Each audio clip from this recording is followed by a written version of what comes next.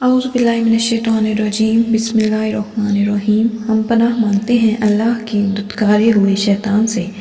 شروع اللہ کے نام سے جو بہت مہربان نہایت رحم کرنے والا ہے۔ ہمارا آج کا اسم الحسنی ہے ملک یا مالک۔ ان کا مادہ ایک ہی ہے۔ ملک کے مادے سے نکلے بہت سے الفاظ قرآن کے نزول سے پہلے کی قدیم زبانوں میں پائے جاتے ہیں۔ ایتھوپین زبان میں ملک میم اور لام پر زبر ملک، عبرانی زبان میں مالک، آرامی زبان میں ملکوت، اکیدین زبان میں ملک، ملیک وغیرہ۔ ملک نکلا ہے میم لام کاف سے۔ اس کا معنی ہے آپ کے پاس کچھ ہونا، کسی کو اون کرنا، کسی کو کنٹرول کرنا، کسی پہ حکومت کرنا۔ اس میں کنٹرول اور دسترس میں رکھنے کا معنی بھی ہے اور کسی کے لیے ذمہ دار ہونے کا معنی بھی۔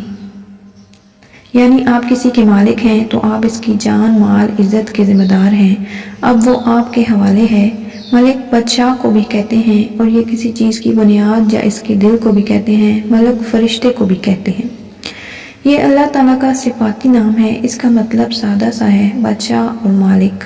ہم اردو میں بھی مالک استعمال کرتے ہیں، لیکن کیا ہم جانتے ہیں اللہ ہمارا مالک کیسے ہے؟ بادشاہ تک تو ہم مانتے ہیں، ہم یقین سے کہتے ہیں کہ اللہ ہمارا بادشاہ ہے، اس دنیا کا، تمام جہانوں کا بادشاہ ہے۔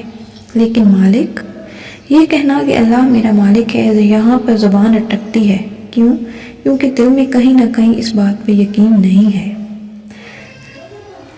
یہ کہنا کہ اللہ میرا مالک ہے، یہاں پہ زبان کیوں اٹکتی ہے؟ اللہ کو مالک ماننے کے لیے پہلے خود کو اس کا بندہ ماننا پڑتا ہے۔ اللہ کو بادشاہ ماننے کے لیے پہلے خود کو اس کا غلام ماننا پڑتا ہے۔ آج ہم اللہ تعالیٰ کا تعارف پڑھنے جا رہے ہیں ایک مالک کی حیثیت سے۔ وہ ہمارا مالک اور ہم اس کے بندے ہیں۔ یہ سمجھنا بہت ضروری ہے کیونکہ یہ بات آپ کو زندگی کی بڑی بڑی مشکلوں سے نکالے گی۔ مالک کون ہوتا ہے؟ وہ جس کے ہاتھ میں آپ کی ساری زندگی کا کنٹرول ہے۔ آپ کی قسمت میں کیا لکھا ہے، کیا لکھا جانا ہے، آپ کو کتنا رزق ملنا ہے، کون سی جاب آپ کو دینی ہے، کون سی چیز آپ کی دعا پہ بھی نہیں دینی، آپ کو کب بیمار کرنا ہے، کب آپ کی زندگی سے کسی پیارے کو فوت کر کے دور کرنا ہے، آپ کا لائف پارٹنر کیسا ہوگا، اس سے شادی کب ہوگی، وہ شادی کامیاب بھی ہوگی یا نہیں، بچے کب ہوں گے، صحت مند ہوں گے یا معذور ہوں گے، آپ کی دل کی خواہش پوری کرنی ہے یا نہیں، یہ سب جس کے ہاتھ میں ہے وہ مالک ہے۔ آپ بہت سی چیزوں کے لیے کوشش کرتے ہیں، دعا کرتے ہیں، بہت شدت سے ان کو مانگتے بھی ہیں، کچھ مل بھی جاتی ہیں اور کچھ نہیں بھی ملتی اور کچھ مل کے چھن جاتی ہیں۔ یہ سارے فیصلے آپ کے ہاتھ میں نہیں، یہ سارے فیصلے آپ کے رب کے ہاتھ میں ہیں، کیونکہ وہ آپ کا مالک ہے۔ آپ کی صحت، زندگی، نصیب، رزق، موت، ہر شے جو ملنی ہے وہ اس کی مرضی سے ملنی ہے۔ مالک صرف بادشاہ نہیں ہوتا، وہ ذمہ دار بھی ہوتا ہے۔ اس کے ذمہ آپ کا سب کچھ ہوتا ہے، آپ اس کی امان میں ہوتے ہیں۔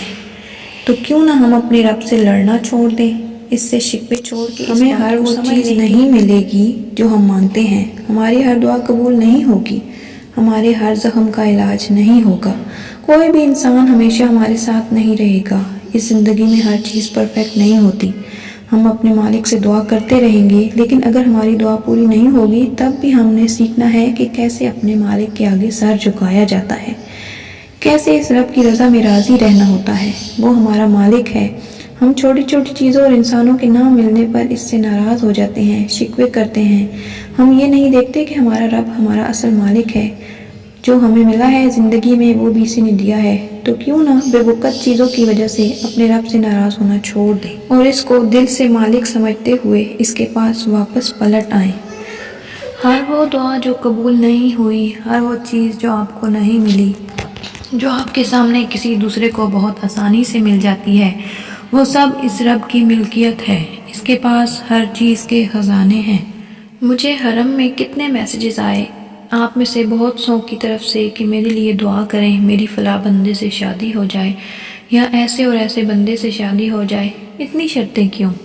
اللہ سے، اپنے مالک سے اتنی شرطیں کیوں؟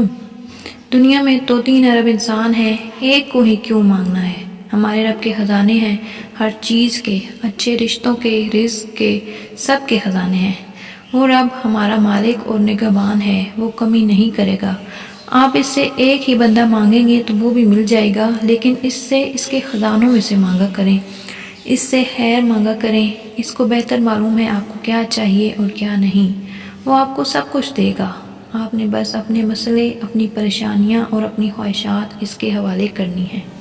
مالک میں حوالگی کا مطلب بھی پایا جاتا ہے، وہ جس کے حوالے آپ کے تمام معاملات ہیں۔ اس وقت جو آپ پریشانی آپ کو تنگ کر رہی ہے، کسی کا رویہ ہے جو دل دکھا رہا ہے، یا کوئی دعا ہے جو قبول نہیں ہو رہی، جو بھی مسئلہ ہے آپ کا اس وقت، اس کو اللہ کے حوالے کر دیں اور مسئلے کی فکر میں خود کو مت کھلائیں۔ وہ پہلے بھی آپ کے مسئلے حل کرتا آیا ہے، وہ اب بھی کر دے گا، آپ کیوں فکر کرتے ہیں؟ بس ایک بات سیکھ لیں، یہ کہنا کہ اللہ مالک ہے، بس اس ورد سے زبان کو تر رکھیں۔ کوئی خواہش ہے تو اللہ مالک ہے، کوئی مسئلہ ہے تو اللہ مالک ہے۔ اللہ پہ معاملہ چھوڑنا سیکھیں کیونکہ وہی مالک ہے۔ السلام علیکم۔